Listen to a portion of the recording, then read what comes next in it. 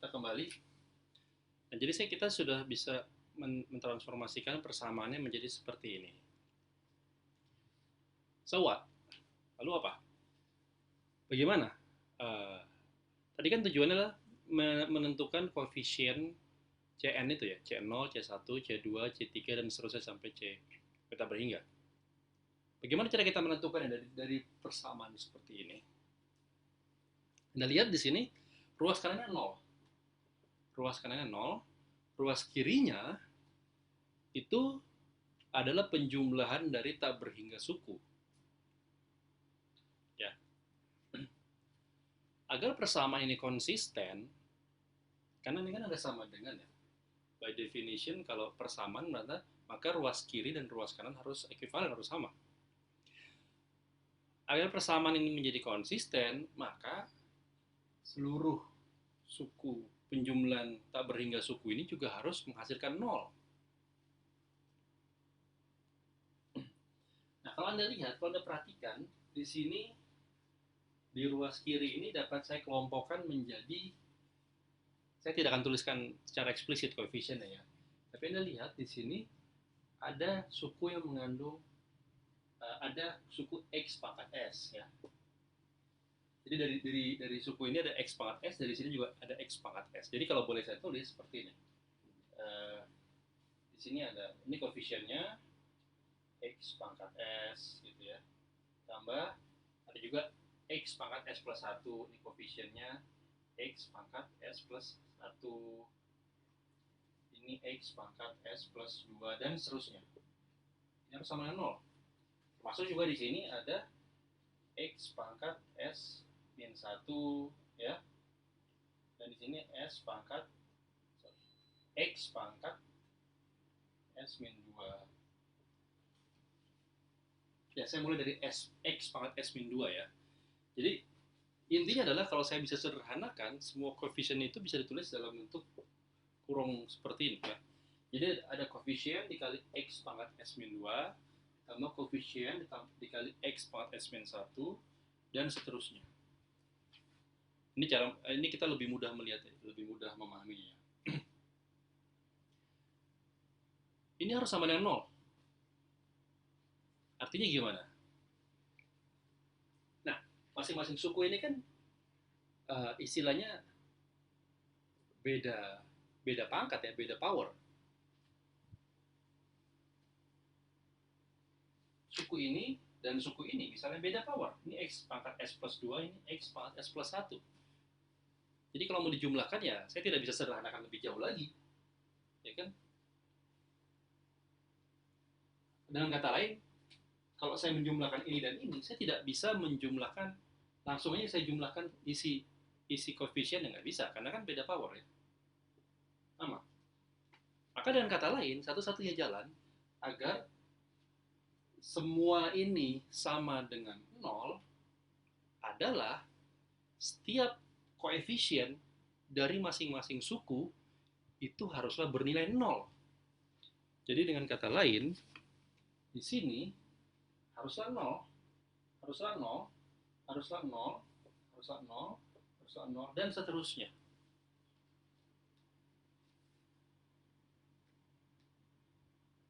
Satu-satunya cara. Kenapa? Karena kalau nggak koefisiennya maka X pangkatnya yang 0. Tapi kan kalau X pangkatnya 0, berarti X-nya 0. Ya berarti Y-nya sama dengan 0. Berarti kita dapat solusi yang trivial. Anda ingat, kita lebih tertarik mencari solusi yang non-trivial.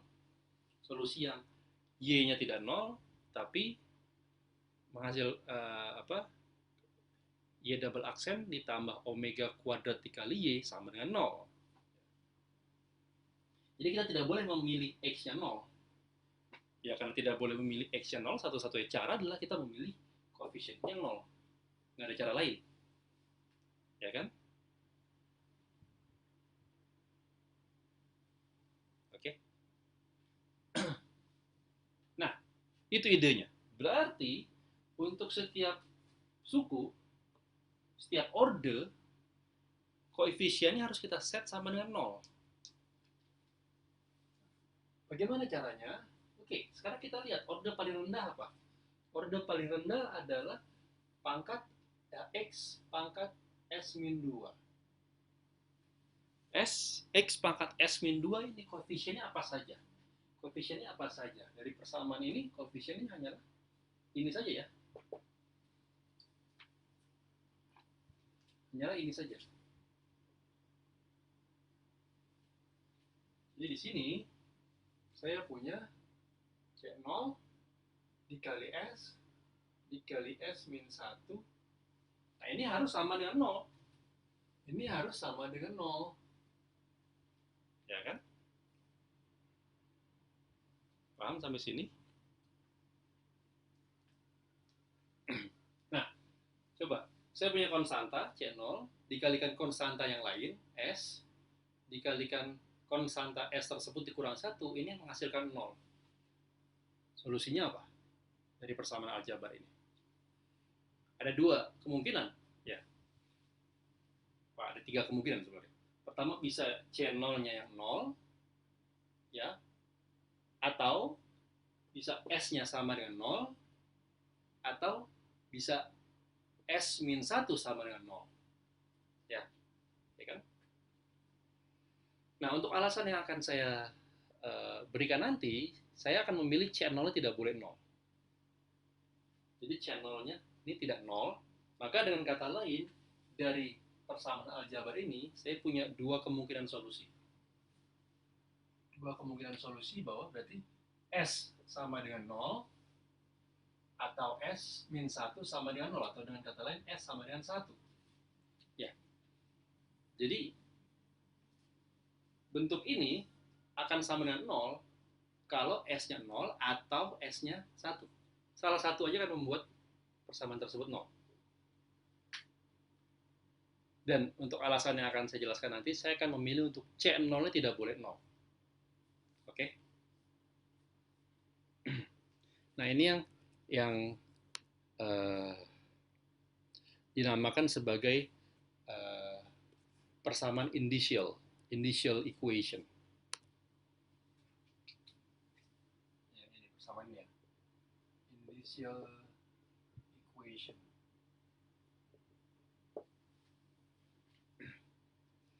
Oke, ini baru dari suku order X pangkat S min 2. Selanjutnya dari X pangkat S min 1, dari X pangkat S min 1, koefisiennya apa?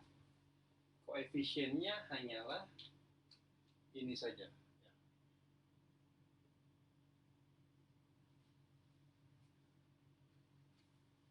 Ini saja. Ya, maka kita set itu sama dengan 0 juga. C1 S dikali S plus 1 sama dengan 0, ya kan?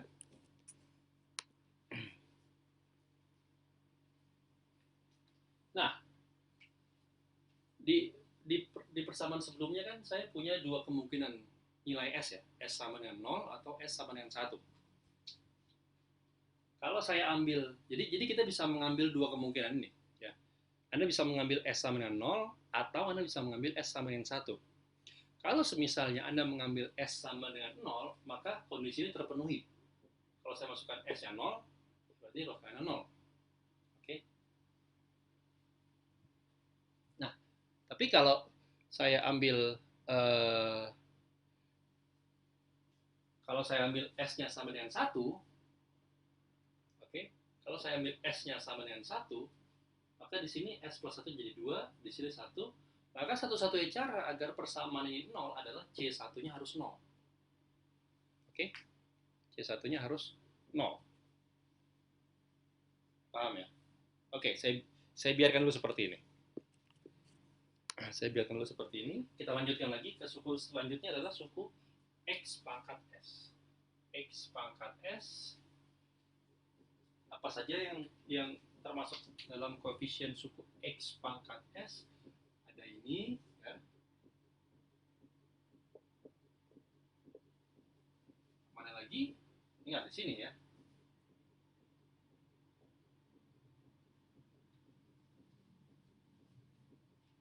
Jadi dengan demikian saya punya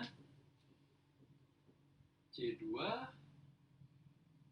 S plus 1 S plus 2 ditambah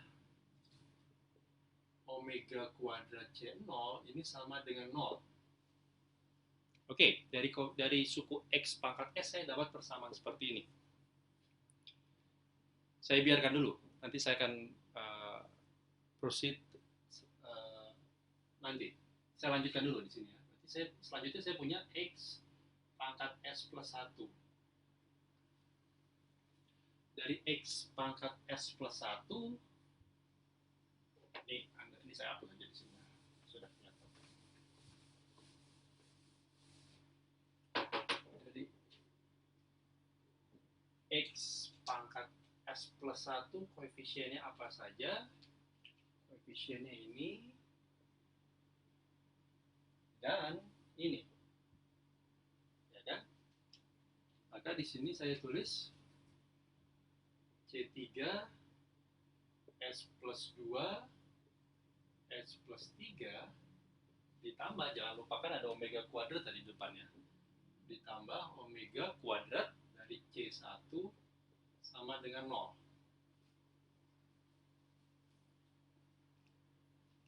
Oke. Selanjutnya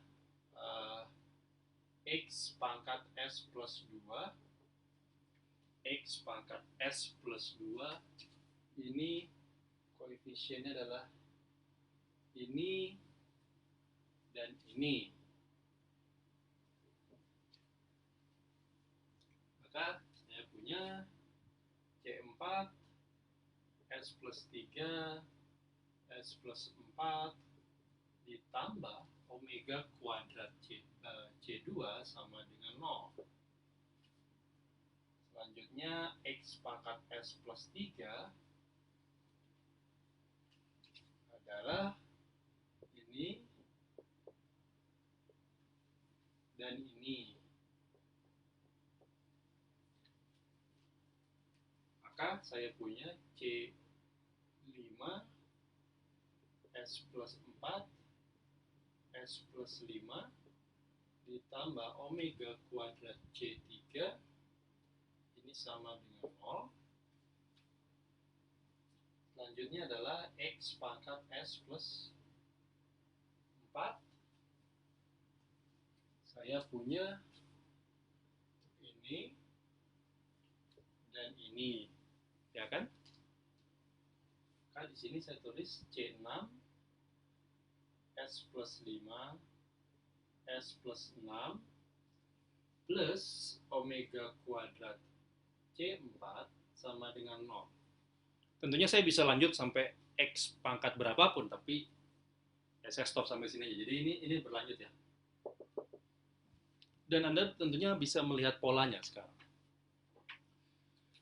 Oke, ini sudah saya hapus ya bagian sini.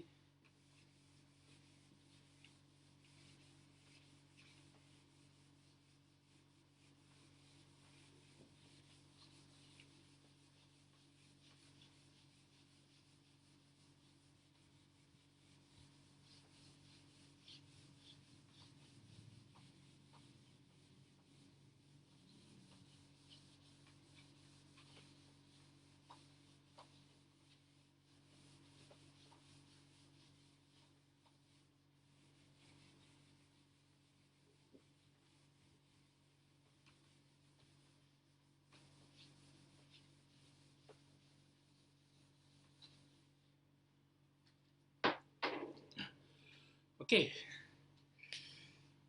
Sekarang coba kita lihat dari sini. Dari dua persamaan pertama, ini tadi X pangkat S-2, X pangkat S-1, dan seterusnya. Coba lihat dari X pangkat S-2 dan X pangkat S-1 ada persamaan seperti ini. Kalau saya ambil S-nya 0, maka Anda lihat dua persamaan ini terpenuhi. Dengan kata lain, apapun nilai C0 dan C1-nya, S sama dengan 0 akan tetap memenuhi ini sama dengan 0 dan ini sama dengan 0. Oke, sampai sini paham? Maka dengan kata lain di sini C0 dan C1 itu menjadi istilahnya adalah undetermined coefficients. Koefisien yang tidak bisa ditentukan, yang eh, apa?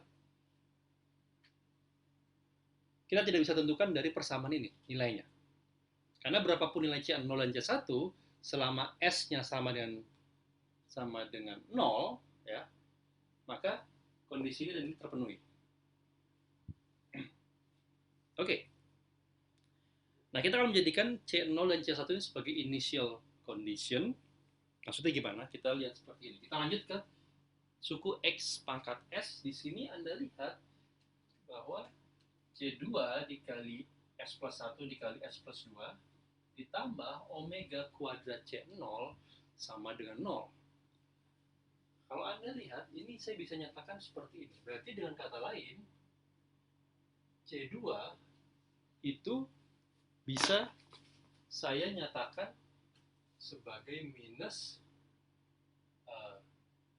omega kuadrat per S plus 1 S plus 2 dikalikan C0. Ya kan? Dari sini.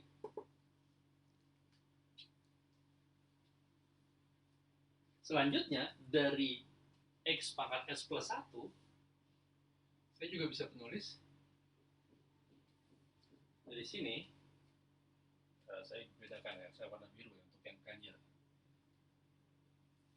Ini Anda lihat bahwa saya bisa menyatakan C3 dalam C1. Jadi di sini saya punya minus omega kuadrat per S plus 2 S plus 3 dikali C1. Oke.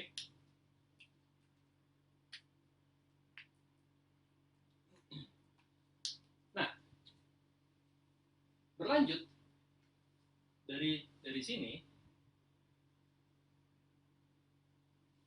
Anda bisa lihat bahwa sekarang saya bisa menulis C4 dapat dinyatakan sebagai minus omega kuadrat per S plus 3 S plus 4 dari C2. Ya. Oke. Selanjutnya juga dari sini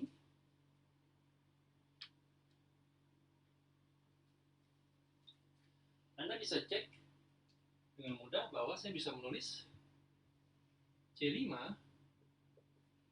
adalah minus omega kuadrat per S plus 4 S plus 5 dari C3. Ya kan? Ya sama, di sini juga dari persamaan yang terakhir saya tulis, saya bisa menuliskan C6 ini sebagai minus omega kuadrat per S plus 5 S plus 6 dari C4. Dan seterusnya. C7 juga Anda bisa nyatakan sebagai dinyatakan dalam C5. C8 dapat dinyatakan dalam C6 dan seterusnya. Ini Anda mendapatkan apa yang dinamakan sebagai kalau di buku itu istilahnya namanya persamaan atau relasi recurrence relation. Jadi kalau Anda lihat polanya misalnya C2 C4 C6 ya. Anda lihat pola C2 C4 C6.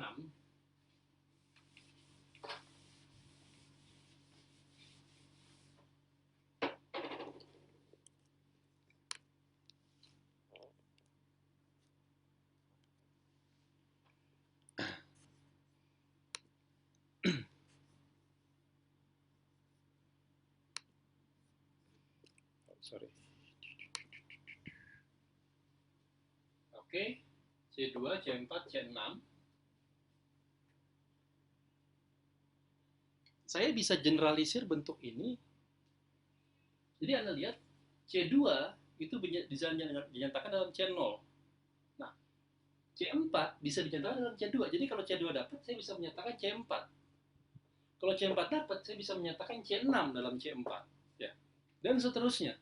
Jadi, Anda akan lihat bahwa di sini C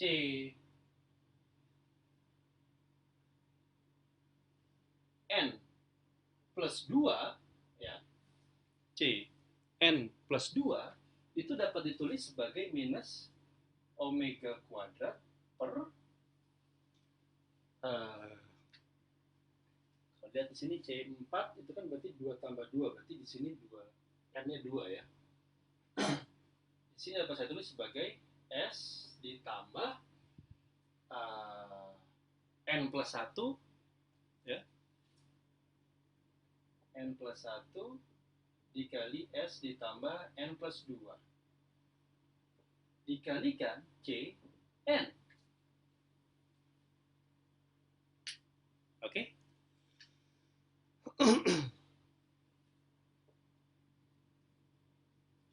Jadi Anda lihat dari pola C2, C4, C6, Anda bisa mengeneralisir untuk mendapatkan pola seperti ini. Ini dinamakan sebagai relasi rekursi.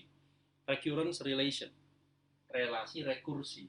Rekursi itu berarti dari nilai yang lampau, saya bisa dapatkan nilai saya sekarang. Artinya nilai saat ini atau nilai di titik ini bergantung pada nilai di titik yang lampau. Itu relasi rekursi.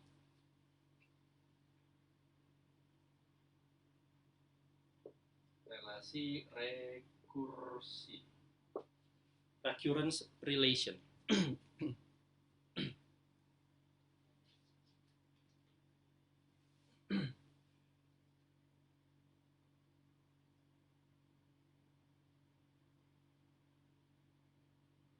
Dan ini juga berlaku untuk yang kasus yang ganjil ya. Kalau misalnya saya ambil N-nya adalah 1, maka Cn plus 2 menjadi C3. C3 berarti N-nya 1, berarti saya punya minus omega kuadrat per S ditambah 2 dikali S ditambah 3 dikali C1. Benar ya?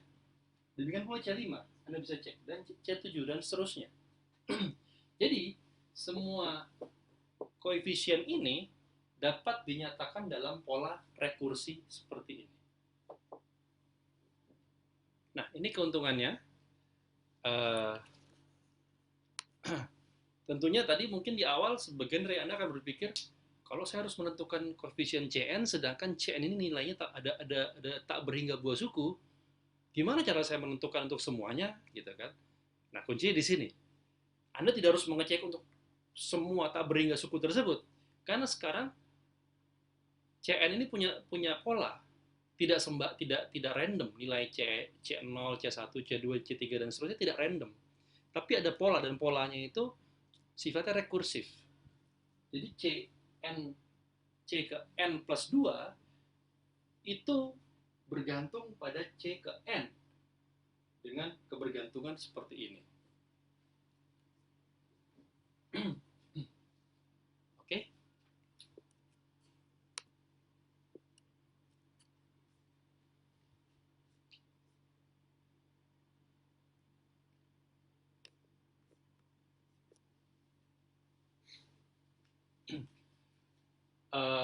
Nah, tadi kan ada dua kemungkinan ya. Ada dari solusi persamaan initial, ada kemungkinan S sama dengan 0 atau S sama dengan 1, ya kan?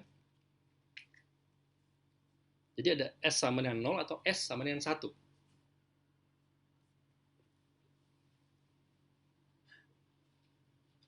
Oke, ini saya hapus.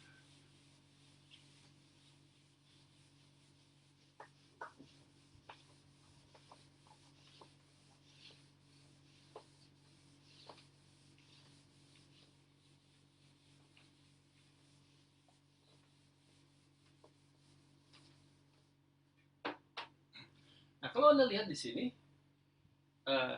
C2 dapat dinyatakan dalam C0. Tadi Anda ingat C0 dan C1 itu kita tidak bisa tentukan nilainya seperti apa.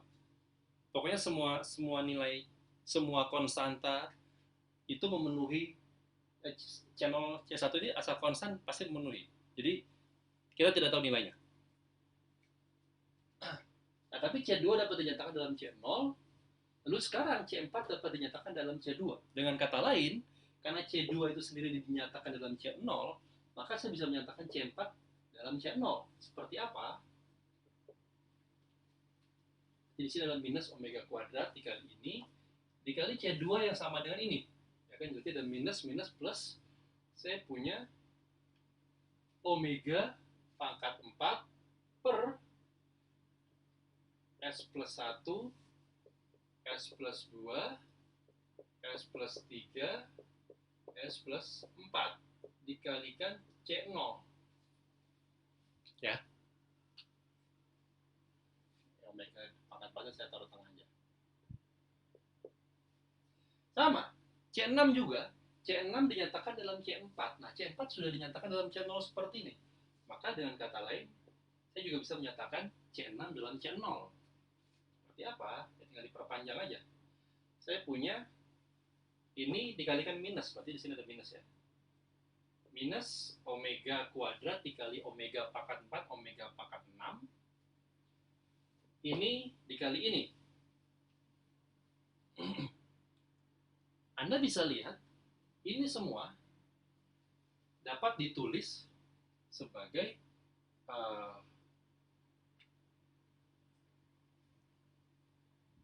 ini kalau boleh saya tulis seperti ini ya. S plus 1 kali S plus 2 dikali S plus 3 dikali S plus 4. Saya boleh menulisnya seperti ini.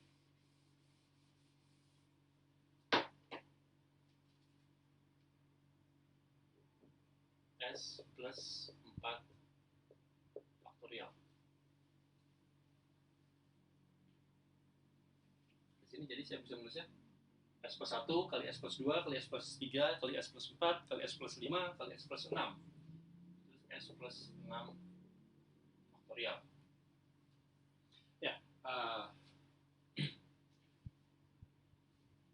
mungkin jangan saya tulis seperti dulu, ini baru kita lihat biar tidak rancu.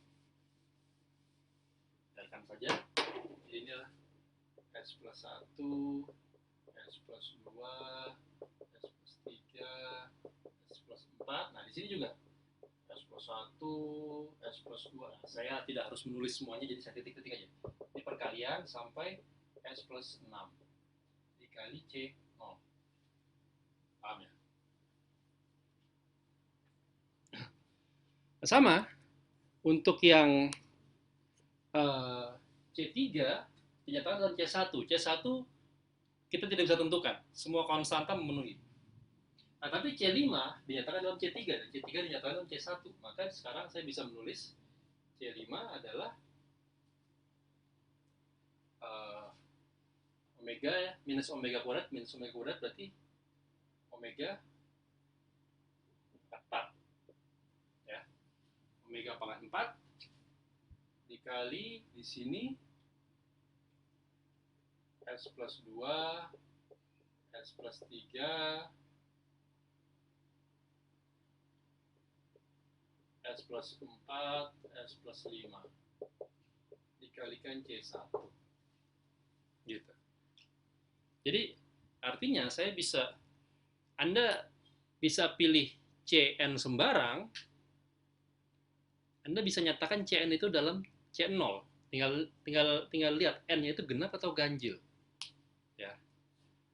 Kalau N-nya genap, ya maka Anda bisa meneruskan pola ini sampai ke N tadi. Kalau ganjil, Anda bisa meneruskan pola ini sampai ke N yang Anda punya tadi. Jadi bergantung N-nya genap atau ganjil. Kalau dia genap, maka dia akan bisa dinyatakan eventually at the end sebagai fungsi C0. Kalau dia N ganjil, maka dia bisa dinyatakan sebagai fungsi C1. Gitu aja. Semua akan kembali, semua suku Cn ini akan kembali ke C0 atau C1. Berkat relasi rekursi kita. Ya. Oke. Nah. Jadi ini formalisme Frobenius-nya. Ini belum selesai, karena tujuan kita mencari solusi. Nah, tadi dari initial equation kita punya kemungkinan S-nya ini nilainya 0 atau 1, ya kan? Nah, coba kita ambil S yang 0 dulu. Jadi ini nggak bisa dan, ini atau. Jadi saya ambil, bagaimana kalau saya ambil S-nya 0? Kalau kasus S 0, berarti di sini Anda lihat C2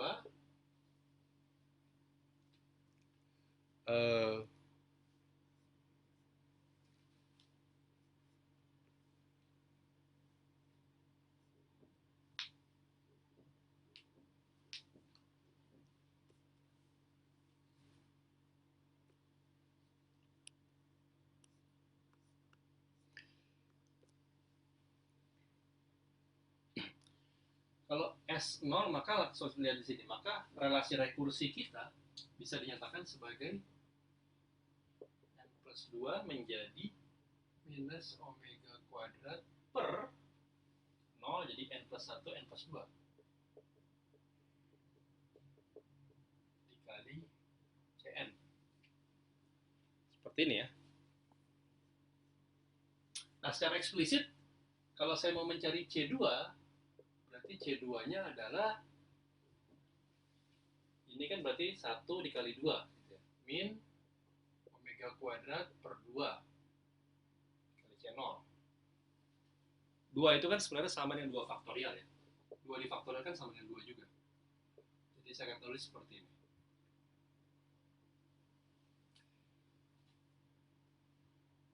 C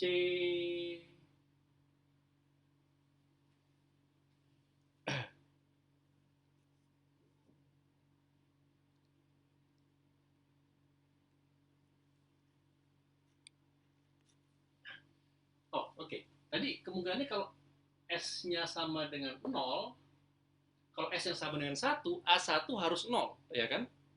A1 harus 0. Kalau S-nya sama dengan 0, A1 nggak boleh nggak 0. Ya. Bisa 0, bisa enggak. Gitu. Tapi kalau S-nya 1, A1 harus 0. Oke, jadi artinya apa? Artinya karena dia bisa 0, bisa enggak pada kasus ini ya. Berarti memudahkan kalau saya bisa ambil 0 juga. Ya kan? Karena di kemungkinan lain dia harus 0. Jadi ya udah saya ambil 0 aja. Di S sama 0 ini saya ambil A1-nya 0. Sorry, bukan A1, C1. C1-nya 0. Jadi di sini hanya pangkat genap saja yang muncul. Jadi sekarang saya punya C4 adalah, kalau C4 di sini langsung saya lihat aja.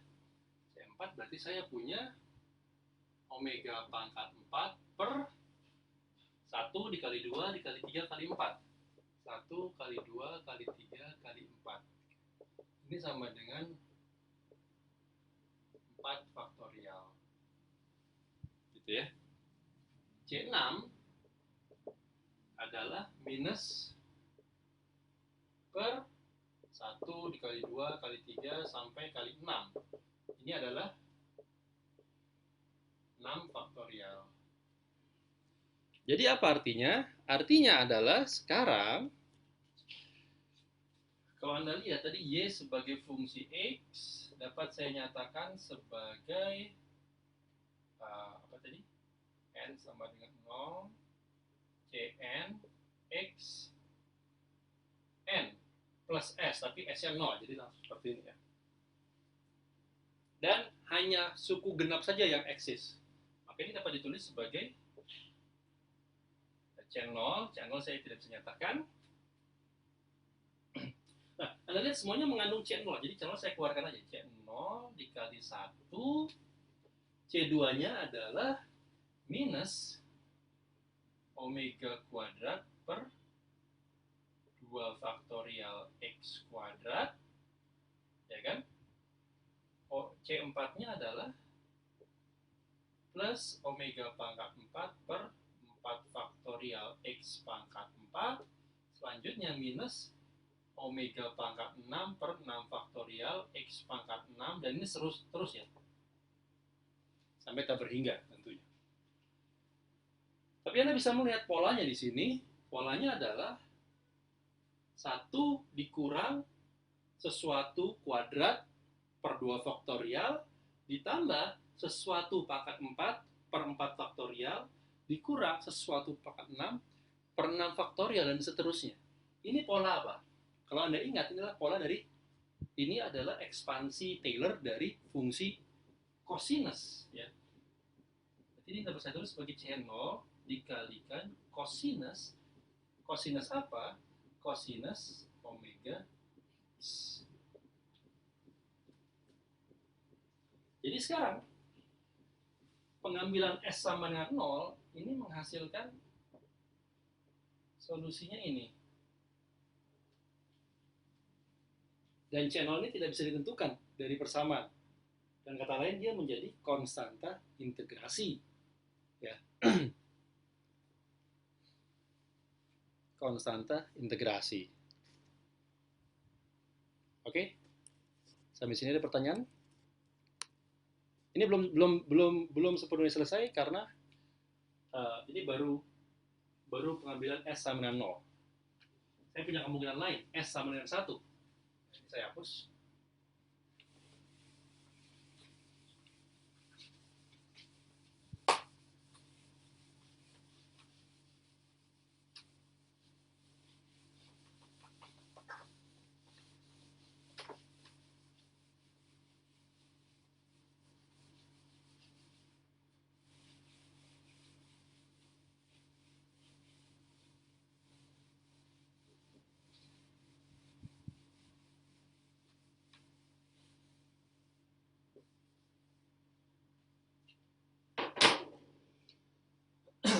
Karena kalau saya ambil S-nya sama dengan 1, strictly speaking, C1 juga harus 0 ya tadi ya. Nah, kalau S-nya sama dengan 1, maka, tadi dari relasi rekursi saya punya Cn plus 2 menjadi minus omega kuadrat per N plus 2 dikalikan N plus 3. N bisa cek lagi ya. Dikali C N. Ya, Anda bisa cek lagi. Harusnya benar. Ya.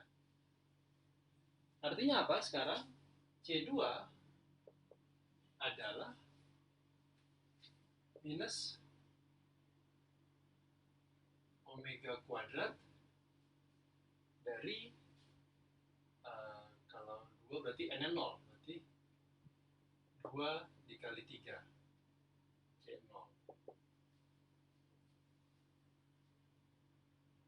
Itu ya. Nah, 2 dikali 3 itu kan adalah 3 faktorial ya.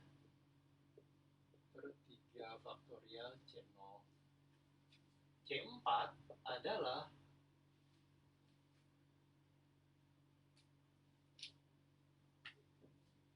minus kali minus plus omega pangkat 4 per,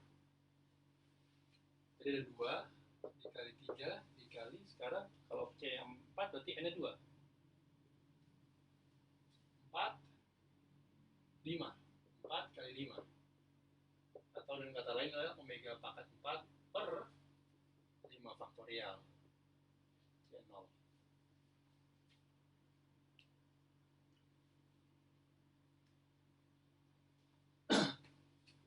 C6 jadi adalah minus omega pangkat 6 per, ini ada 2, 3, 4, 5. Sini kalau C-nya 6 berarti N-nya 4 ya. 4 tambah 2, 6. Tambah 3, 7. Berarti di sini adalah minus omega pangkat 6 per 7 faktorial C0 dan seterusnya. Maka dari sini Anda bisa lihat bahwa Y sebagai fungsi X, kalau saya ekspansi Cn X pangkat N plus 1, kan S-nya 1 ya. X plus 1, N plus 1. Maka di sini Anda bisa lihat bahwa sekarang kalau saya ambil 0, ya berarti C0. Semuanya mengandung C0, jadi C0 saya keluarkan. Nah, kalau saya ambil N-nya 0, ini C0. X pangkat 0 plus 1 berarti X pangkat 1. X, berarti di sini ada X ya. Berarti suku paling kecil bukannya C0, tapi C0 dikali X. Suku terkecil adalah X pangkat 1. N sama dengan 1, saya punya ini, min omega kuadrat per 3 faktorial X pangkat 3, ya kan? Plus suku keempatnya, apa? N sama dengan 2, saya punya ini. Sorry. Ini N sama dengan 0. N sama dengan 1.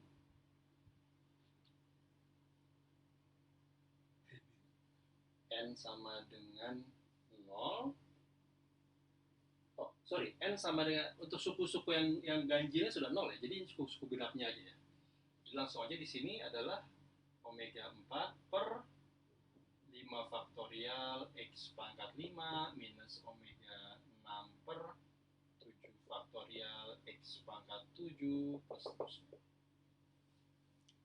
Ya, Anda lihat ini kalau sedikit saya teka-atik, saya tarik, saya bagi C0 per omega, maka Anda lihat ini menjadi, ada omega dikali X dikurang omega X pangkat 3 per 3 faktorial ya, ditambah omega X pangkat 5 per 5 faktorial dikurang omega X pangkat 7 per 7 faktorial dan seterusnya. Anda lihat ini tiada lain daripada deret Taylor untuk fungsi sinus. Jadi ini adalah C0 per omega sinus omega X. Oke. What's the moral of the story? Dari persamaan PDB osilasi harmonik dengan menerapkan metode Frobenius, saya dapat dua jenis solusi. Bergantung pada S-nya. S-nya 0 atau S-nya 1. Kalau S-nya 0, saya dapat solusinya konstanta dikalikan cos omega X. Kalau S-nya sama dengan 1, saya punya solusinya adalah konstanta yang lain dikalikan sinus omega X. Nah, karena solusi umum adalah superposisi dari semua solusi yang mungkin, maka solusi paling umum yang saya punya, jadi Y sebagai fungsi X, itu haruslah suatu konstanta, A itu adalah C0, dikalikan cos omega X, ditambah konstanta lain, konstanta B adalah C0 per omega, dikalikan sinus omega X. Ini solusi paling umumnya. Dan Anda tahu bahwa ini memang solusi dari persamaan osilasi harmonik. Jadi, saya sudah menunjukkan kepada Anda bagaimana mendapatkan solusi yang benar dengan metode deret tak berhingga, atau kita kenal sebagai metode Frobenius.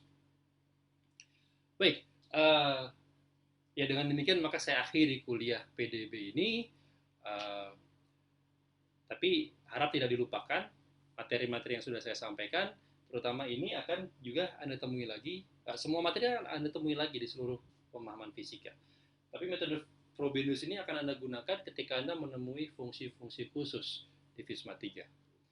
Baik, terima kasih. Assalamualaikum warahmatullahi wabarakatuh.